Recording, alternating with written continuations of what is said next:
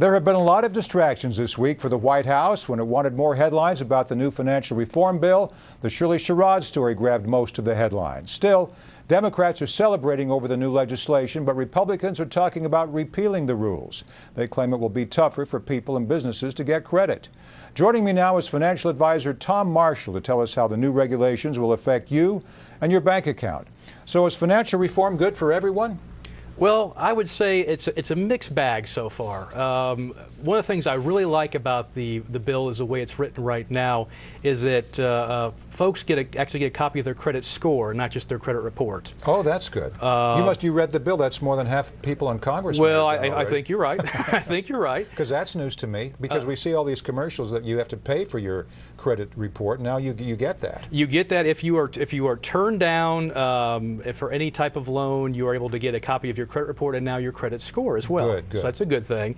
What I don't like, though, is this new federal oversight board, the Consumer Financial Bureau, that watches over everything that banks and different financial companies are going to do.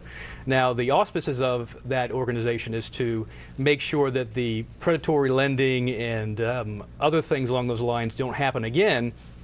However, that bureau is very closely aligned with big banks. And so it's kind of like the fox is guarding the hen house.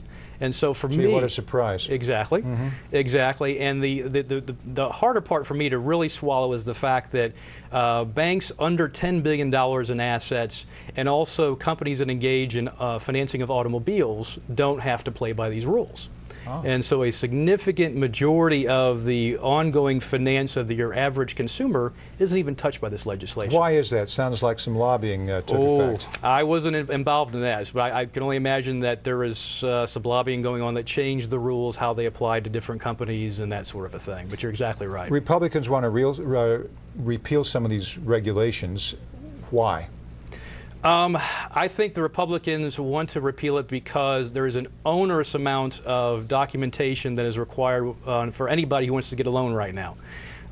3 or 4 years ago, we had it where anybody with a pulse, even some people who were dead, we found out could actually apply for loans and get credit. And so now the pendulum has swung to the opposite side, where it's incredibly difficult to get credit, to get loans. One of our clients actually had to jump through numerous hoops. And 3 years ago, when we financed a loan, it was a slam dunk no-brainer. Somebody who was very qualified. So the Payzar came out today saying he didn't recoup and couldn't recoup $1.6 billion given to top executives of big banks who were part of the bailout. Can they be trusted?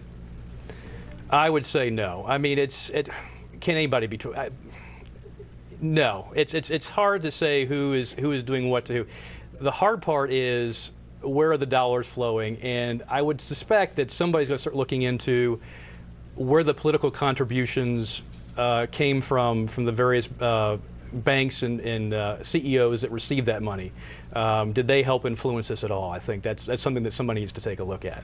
Well, you should run for office. If you're as honest as you are tonight as you would be if you run for office, I'll vote for you. So thanks for your input on this. Thank you. Tom Marshall, money manager, financial planner. It's good to hear your views.